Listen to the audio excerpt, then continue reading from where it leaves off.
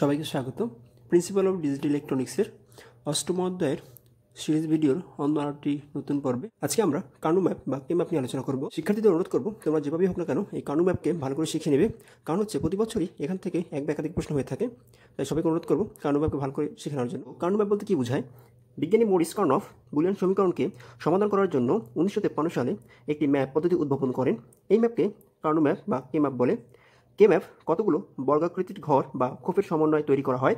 এই ঘর সংখ্যা হবে টু দি পাওয়ার এনটি, যেখানে এন ইনপুট ভেরিয়েবল সংখ্যা। এই ঘর সংখ্যা হবে টু দি পাওয়ার এন, যেখানে এই এন হচ্ছে ইনপুট ভেরিয়েবল সংখ্যা। কার্নো ম্যাপের সাহায্যে বুলিয়ান সমীকরণকে সহজ করার জন্য তোমাদের জন্য আমরা এই কার্নো ম্যাপকে বা কে ম্যাপকে কতগুলো ধাপে ভাগ করেছি। আজকে আমরা এখানে স্টেপ 1 এবং স্টেপ 2 নিয়ে আলোচনা করব। বাকি স্টেপ 3, স্টেপ 4 এবং স্টেপ 6 পর্যন্ত রয়েছে আমাদের। এই স্টেপগুলো আমরা পরবর্তী বেসিক ক্লাসে আলোচনা করব। তো দেখো, স্টেপ 1 আমাদের রয়েছে যে প্রথমেই চলকের সংখ্যা অনুসারে কে ম্যাপ অঙ্কন করতে হবে। এখন দেখো, চলকের সংখ্যা অনুসারে কে ম্যাপ অঙ্কন বলতে কী বোঝায়? চলক আসলে কোনগুলো? চলক বলতে মূলত আমরা যে ইনপুটগুলো নেব সেই ইনপুটগুলোকে বুঝে। যদি ধর কোনো একটা ওয়াই একটা আউটপুট সমীকরণ বলে এরকম A B C plus A not B plus A B, এখানে দেখো এই যে এ বি সি যে ইনপুট মানগুলো রয়েছে আমাদের, এইগুলো মূলত হচ্ছে আমাদের চলক। সেটি বলেছে যে চলকের সংখ্যা অনুসারে কে ম্যাপ অঙ্কন করতে হবে। অর্থাৎ আমাদের চলক কয়টা? যদি চলক দুইটা হয়, মনে করো এ এবং বি, তাহলে কীরকম কে ম্যাপ হবে? যদি চলক হয় তিনটা, তাহলে কীরকম হবে? এখন আমরা সেটা দেখব। যদি ভেরিয়েবল দুইটি হয় তাহলে কে ম্যাপ হবে টু টু পাওয়ার এন, যেটা আমরা পূর্বেই জানি। Two to power N, N মানে হচ্ছে আমাদের ইনপুট সংখ্যা। তো ইনপুট সংখ্যা এখানে আমার দুইটা, এই জন্য আমরা লিখবো এনের পরিবর্তে টু, তাহলে এখানে হয়ে যাবে 4টি। অর্থাৎ আমাদের এই মুহূর্তে যদি ইনপুট হয় দুইটা, অর্থাৎ ভেরিয়েবল যদি দুইটা হয়, তাহলে আমাদের ঘর হবে 4টি। দেখো আমাদের 4টি ঘর অঙ্কন করেছি, 1 2 3 4। এবং এই 4টি ঘরকে কোন ঘরে কী মান বসবে সেটা আমরা পরবর্তী আলোচনা করতেছি। আপাতত আমরা কীভাবে ঘরগুলো তৈরি করবো সেগুলো শিখতেছি। যে ভেরিয়েবল দুইটি হলে ঘর হবে 4টি। এখন দেখো, যদি বলা হয় যে যদি ভেরিয়েবল 3টি হয়, অর্থাৎ যদি এরকম হয় যে এ বি সি, অর্থাৎ 3টি ভেরিয়েবল যদি হয়, তখন আমাদের ঘর হবে two to power N 2 cube 8টি। অর্থাৎ আমাদের তখন ঘর হবে 8টি। এখন দেখো, এই যে 8টি ঘর রয়েছে, এই 8টি ঘর এভাবে তোমরা অঙ্কন করতে পারো, অথবা চাইলে লম্বালম্বিও 8টি ঘর অঙ্কন করতে পারবা, কোনো সমস্যা নেই। এরপর দেখো, আমাদের বলা হয়েছে যদি ভেরিয়েবল 4টি হয় তাহলে কে ম্যাপ হবে two to power n two to power 4 equal to 16 ঘর, অর্থাৎ 16টি ঘর হবে। ওকে, এখন দেখো আমাদের এখানে 16টি ঘর রয়েছে, 1 2 3 4, অর্থাৎ আমাদের এখানে 16টি ঘর রয়েছে। আমাদের প্রথম যে অপশনটা রয়েছে সেখানে বলা হয়েছিল যে চলকের সংখ্যা অনুসারে কে ম্যাপ অঙ্কন করতে হবে। এই হচ্ছে আমাদের চলক আমাদের এভাবে প্রথমে কে ম্যাপ অঙ্কন করতে হবে। এরপর দেখো, আমাদের দ্বিতীয় বলা হয়েছে যে স্টেপ 2 লজিক রাশিমালার যেসব পদ উপস্থিত তাদের জন্য নির্দিষ্ট ঘরে 1 বসাতে হবে, বাকি ঘরগুলোতে 0 বসাতে হবে। এখন দেখো, এখানে লজিক রাশিমালার যেসব পদ উপস্থিত, এই যে লজিক রাশিমালাটা এটা আসলে কি এবং তাদের জন্য নির্দিষ্ট কীভাবে 1 বসাতে হবে এবং বাকি 0 বসাতে হবে, এখন আমাদের সেই বিষয়ে যদি জানতে হবে, বুঝতে হয়, তাহলে আমাদের এই কে ম্যাপে সম্পর্কে ভালো করে বুঝতে হবে। তো দেখো, কে ম্যাপ সম্পর্কে তোমরা এখন আমরা তোমাদেরকে যে কৌশলটি শেখাবো সেই কৌশলটি খুব ভালো করে বোঝার চেষ্টা করো। আমরা যেভাবে বলতেছি সেভাবে একটু খেয়াল করো যে আমাদের এখানে যে দুটি ঘর রয়েছে, এই ঘর দুটি এর কম্বিনেশন রয়েছে, অর্থাৎ এই ঘর দুটিকে আমরা এর কম্বিনেশন ঘর দেবো, এই দুটিকে। এবং আমাদের এই যে উপর ঘর দুটি রয়েছে এই দুটিকে এ প্রাইমের কম্বিনেশনে ধরবো। তোমরা চাইলে এখানে বি প্রাইম ধরতে পারো, কোনো সমস্যা নেই। এরপরে আমাদের এদিকে যে ঘর দুটি রয়েছে এই দুটিকে আমাদের বি এর অ্যাকর্ডিংয়ে চিন্তা করবো, এই ঘর দুটিকে আমরা বি প্রাইমের অ্যাকর্ডিংয়ে চিন্তা করবো।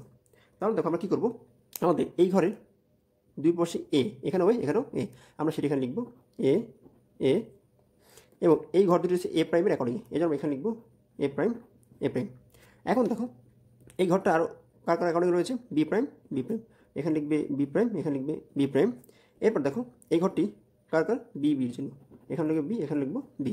তাহলে দেখো, এখন আমরা যে মানগুলো বসিয়েছি এই জন্য আমাদের এ প্রাইম বি প্রাইম, অর্থাৎ আমরা জানি এ প্রাইম মানে হচ্ছে আমাদের 0, অর্থাৎ প্রাইম থাকলে আমরা সেটাকে 0 কল্পনা করি সবের ক্ষেত্রে, এবং যদি এ থাকে তাহলে আমরা বলি 1। তাহলে আমরা এখানে লিখতে পারি এ প্রাইম মানে 0, বি প্রাইম মানে হচ্ছে 0, এ প্রাইম মানে হচ্ছে 0, বি মানে হচ্ছে 1, এ মানে হচ্ছে 1, বি প্রাইম মানে হচ্ছে 0, এ মানে হচ্ছে 1, বি মানে হচ্ছে 1, অর্থাৎ এ প্রাইম মিনস 0, এ মানে হচ্ছে 1, এখানেও ঠিক বি প্রাইম মানে হচ্ছে 0, বি মানে হচ্ছে 1। তাহলে আমরা এখানে কী করতে 0 0 0 এর যদি আমরা বাইনারি করি তাহলে আমরা পাবো 0, 0 1 এর বাইনারি করলে পাবো আমরা 1, সরি যদি আমরা ডেসিমেল করি তাহলে আমরা পাবো 0 এবং 1। এরপরে 1 0 যদি আমরা অক্টাল বা ডেসি করি তাহলে আমরা পাবো এখানে লিখে 2, এখানে যদি 1 করি তাহলে পাবো আমরা 3। অর্থাৎ এখানে যে 4টি ঘর রয়েছে 4টি ঘরে অ্যাকর্ডিং হচ্ছে গিয়ে 0, 1, 2, 3। ওকে, তো এই হচ্ছে আমাদের 2 ইনপুটের ক্ষেত্রে বা 2টি ভেরিয়েবলের ক্ষেত্রে আমাদের কার্নো ম্যাপের গঠন। ওকে, এরপর দেখো আমাদের 3 ইনপুট করি, তো আমরা দেখো সেম একই, আমাদের এখানে 4টি ঘর, এই 4টি ঘর এর কম্বিনেশন রয়েছে, এই 4টি ঘর এ প্রাইমের কম্বিনেশনে, এখানে এই 4টি ঘর রয়েছে, এই 4টি ঘর বি প্রাইম বি এর কম্বিনেশনে, এবং এখানে 4টি ঘর, এই 4টি ঘর বি প্রাইমের কম্বিনেশন রয়েছে। তাহলে আমরা কী করবো, আমাদের এই যে 4টি ঘর রয়েছে এই 4টি ঘরে প্রতিটি জায়গায় এ প্রাইম বসাবো, এভাবে এ প্রাইম এ প্রাইম এ প্রাইম, নিচে হুবহু আবার বসাবো, যেহেতু এই 4টি ঘর এ অ্যাকর্ডিংয়ে এই জন্য আমরা এখানে বসাবো এ এ এ। এরপর দেখো আমাদের এই যে 4টি ঘর, অর্থাৎ এই 4টি ঘর যেহেতু বি, আমরা এখানে বসাবো প্রতিটি ঘরে বি বি বি বি, এবং এই 4টি ঘর হচ্ছে আমাদের বি প্রাইমের, আমরা এখানে বসে B prime B prime B prime B prime, এবং আমাদের দেখো এইখানে এই যে সি, অর্থাৎ আমাদের এই 4টি ঘর, এই 4টি ঘর, কারণ আমরা এখানে বসাবো সি সি সি সি, বাকি যে দুটো রয়েছে সেগুলো হচ্ছে সি প্রাইম, অর্থাৎ এটাও সি প্রাইম এটাও সি প্রাইম, এখানে বসাবো সি প্রাইম, এখানে সি প্রাইম, এখানেও সি প্রাইম, এখানেও সি প্রাইম বা সি বার। তাহলে দেখো এখানে আমাদের এবার মানে হচ্ছে 0, এ মানে হচ্ছে 1, বি মানে হচ্ছে 0, বি মানে হচ্ছে 1, সি মানে 0 0 হচ্ছে 1।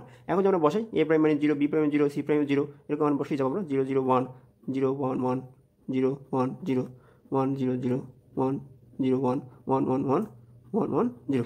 এখন যদি আমরা এটাকে বসাই, আমরা যদি অক্টাল করি এই সংখ্যাগুলোর, তাহলে আমরা কী পাবো, এরকম 0 1 3 2 4 5 6 7। দেখো আমাদের যদি বাইনারি অক্টাল বসে তাহলে আমরা এই মানটা পাবো। ওকে, আচ্ছা, এইভাবে আমাদের 0 1 2 3 4 5 6 7 এই যে আমাদের মানগুলো বসিয়েছি সেই অনুযায়ী আমরা লিখতে পারি। এরপর দেখো আমরা যদি 4টি ভেরিয়েবল কথা চিন্তা করি, তো 4টি ভেরিয়েবল ক্ষেত্রে আমরা কী করতে পারি, সব কিছু আগের মতোই, আমাদের এখানে এই 8টি ঘর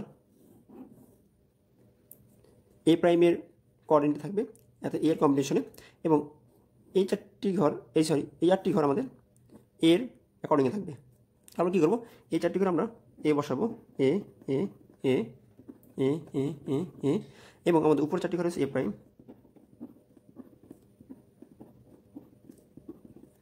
এরপর আমাদের এইখানে 4টি ঘর রয়েছে, এই 4টি ঘর আছে আমাদের সি প্রাইমের, তো আমরা এখান থেকে বিয়ের আগে বিয়ের কাজটা শেষ করে দিই। এরপর আমাদের এখানে দেখো এই 4টি ঘর আছে আমাদের বিয়ের, তাহলে আমাদের কী করবো, এখানে বি লিখবো প্রত্যেক জায়গায় বি। এরপর আমাদের এখানে দেখো উপরে এই 2টি ঘর হচ্ছে বি প্রাইমের, তাহলে এখানে লিখবো B prime B prime B prime B prime B prime. এরপর আমাদের এই 2টি ঘর আছে, এই যে ঘর 4টি রয়েছে 8টি রয়েছে, এই 8টি হচ্ছে আমাদের সি এর ঘর, তারপরে এখানে আমরা সি বসাবো সি, এখানে লিখে সি প্রাইম, এখানে সি প্রাইম বসাবো C prime C prime C prime. এরপর এই 2টি ঘর হচ্ছে এই যে 2টি ঘর, অর্থাৎ 4টি এই 8টি ঘর হচ্ছে আমাদের ডি এর জন্য, এখানে আমরা ডি বসাবো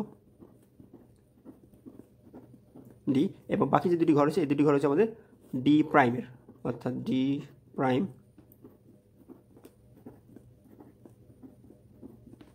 এই হচ্ছে আমাদের 4 ইনপুটের ক্ষেত্রে বা 4টি ভেরিয়েবলের ক্ষেত্রে কার্নো ম্যাপ যে ভিতরে যে লজিক্যাল যে ফাংশনগুলো তার মান। তো এখন দেখো আমরা যদি এর সাহায্যে যদি আমরা এটার ডেসিমেল হেক্সা করি, হেক্সাগুলো আমরা কী পাবো, 0 1 2 3 4 5 6 7 8 9 10 11 12 13 14 15, অর্থাৎ এইভাবে আমাদের এই কার্নো ম্যাপের ভিতরে মানগুলোকে বসাবো। তো আমরা নেক্সট ক্লাসে দেখাবো কীভাবে এর সাহায্যে আমরা লজিক্যাল ফাংশনগুলো বসাতে পারি। আজকে এ পর্যন্তই, পরবর্তী বেসিক ক্লাস দেখার আমন্ত্রণ জানি। আজকে আমাদের এখানে শেষ করছি। আল্লাহ হাফেজ।